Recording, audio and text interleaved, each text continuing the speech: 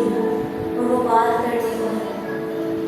Hallelujah, praise hallelujah, क्योंकि उसके पास ऐसी कुदरत है जो बोलती है। हालेलुया, उसके पास ऐसी कुव्वत है जो छूती है, जो देखती है, जो बंद आंखों को खोल देती है। हालेलुया, आई खुदावंद की रसोई में झुक जाए, उसे पुकारना शुरू कर दे, क्योंकि वो मुहीन है, वो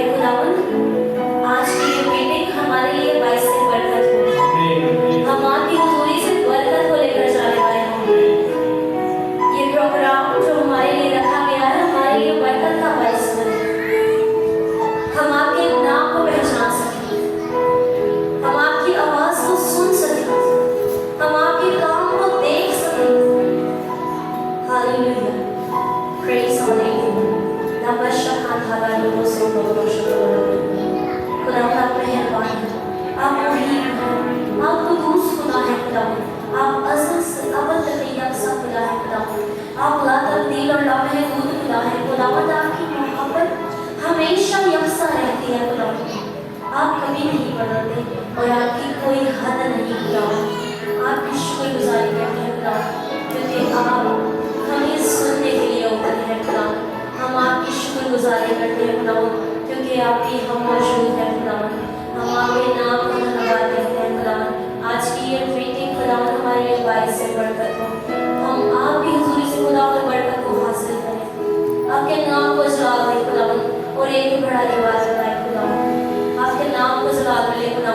नौजवान अपनी जिंदगियों पर गौर करने वाले हो खुदा, और जहाँ कहीं कमी घाटे हैं खुदा वो बदलने वाले हो, और अपनी हालत को खुदा बाखूबी पहचानने वाले हो। इस मीटिंग का सारा ऑनर खुदा हम आपके जिंदा नाम को देते हैं खुदा। आप आए और इस मीटिंग का होल्ड लें खुदा। हर एक बात को, हर एक अल्फाज को खुदा ईमान के हाथों से आपके हाथ में लेती हूँ और मांग लेती हूँ आपकी की उस नाम से। आमीन।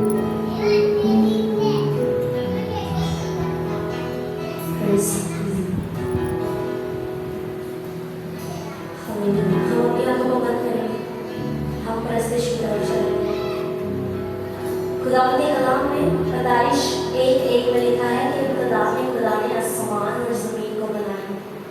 ज़मीन वीरान और सुनसान थी, और गहराओं पर अंधेरा था, और खुदा की रूहानी की सतह पर जोश करती थी। हालेलुया।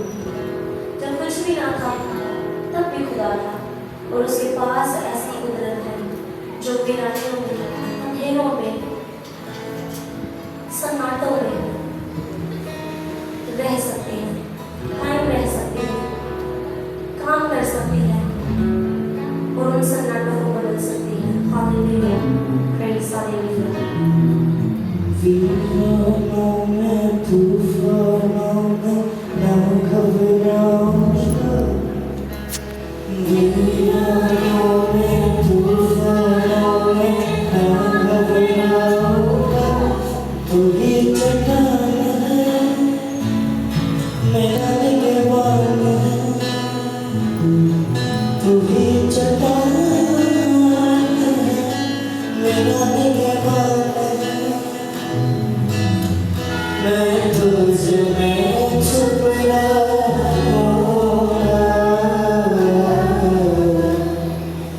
वीरानों में, तूफानों में ना घबराऊंगा। वीरानों में, तूफानों में ना घबराऊंगा।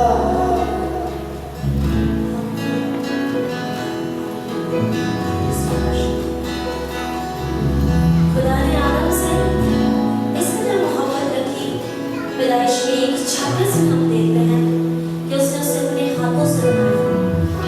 इस कदर मोहब्बत रखी कि ना सिर्फ बनाया, वो उससे हर रोज मुलाकात के लिए आता है। उस आदम से जिसे उसने मिट्टी से बनाया, अपने हाथों से बनाया, हर रोज उससे मुलाकात के लिए आता था। ठंडे महीनों में हर रोज खुदावंद आदम से मुलाकात के लिए आता था, लेकिन आदम उसकी उस मोहब्बत से महरूम रह गया, सिर्फ और सिर्फ अपनी नाफरमानी की वजह से। मेरे खुदा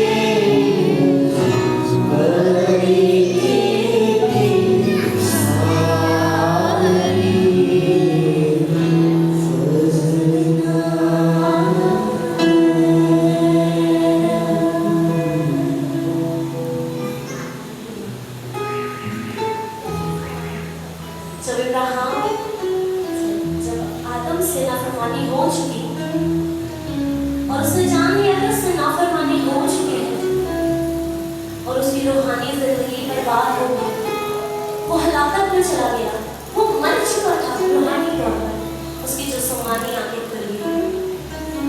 उसने अपनी हालत का दुरुस्त अंदाजा लगाया, उसे मालूम हो गया कि वो नंगा है। पैदाइश 3:10 हमें बताती है कि आदम ने कहा कि हे खुदा, मैंने बाद में तेरी आवाज़ सुनी और मैं डरा क्योंकि मैं नंगा था। उस आदम ने अपनी हालत का दुरुस्त अंदाजा लगाया। क्या आज का आदम अपनी हालत का अंदाजा लगाता है कि क्या वो खुदा से दूर है या उसे ढांकने की जरूरत है?